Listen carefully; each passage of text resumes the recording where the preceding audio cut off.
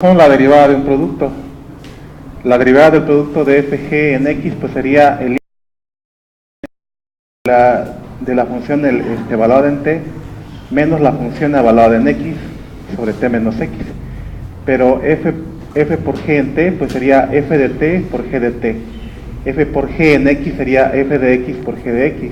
Esto el límite cuando t tiende a x y el cocientado entre t menos x. Vamos a restar f de x g de t y se lo vamos a sumar f de x con g de t a la expresión que tenemos aquí. Entonces en la primera parte podemos asociar un g de t que estaría multiplicando la diferencia de f de t y f de x, y podemos partir el límite entre t menos x. De la misma forma podemos factorizar un f de x que estaría multiplicando a g de t con g de x en t menos x. Pero entonces, esta g de t la podemos partir en dos límites.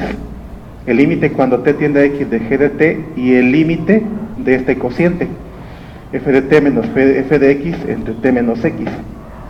Aquí ya tenemos f de x ya no depende de t.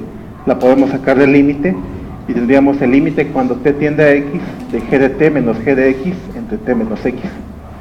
Pero esta primera parte, el límite cuando t tiende a x de g de t, pues es g de x, mientras que la otra es la derivada en el punto x de f. Esta f de x la pasamos igual para acá, mientras que aquí tendríamos la derivada en el punto x de g. Y con eso pues tendríamos la fórmula buscada. La derivada del producto de f en g con x pues es la derivada de la primera por la segunda más la segunda, más la derivada de la segunda por la primera, que es la regla conocida. Antes de abordar la derivada de un cociente de funciones, pues vamos a tomar el recíproco de una función g, digamos h igual a 1 sobre g, y vamos a encontrar su derivada. Entonces de nuevo, el recíproco de h de x sería 1 entre g de t menos 1 entre g de x, entre t menos x, el límite cuando t tiende a x. Y esto pues evaluado sería 1 entre g de t y 1 entre g de x entre t menos x con el límite cuando t tiende a x. Haciendo el álgebra correspondiente, aquí sería g de x, 1 por g de x, 1 por g de t, que sería g de x por g de t. Y podríamos multiplicar estos dos de aquí. Y tendríamos t menos x multiplicándose por el producto por gt por gx.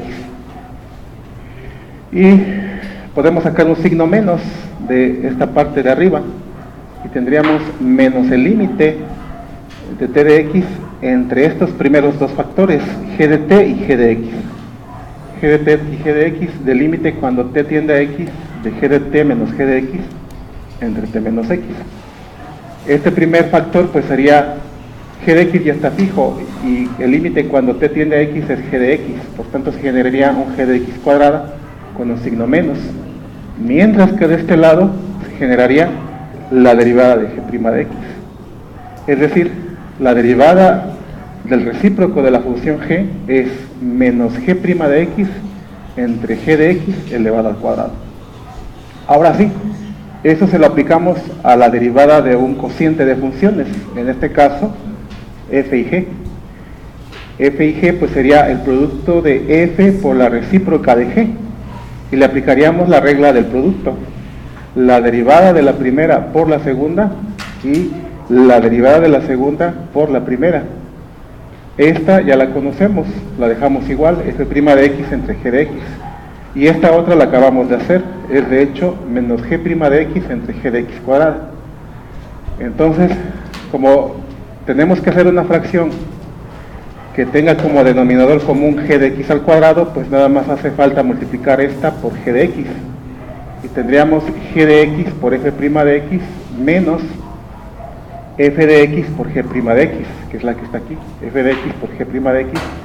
Todo eso sobre el denominador común g de x al cuadrado.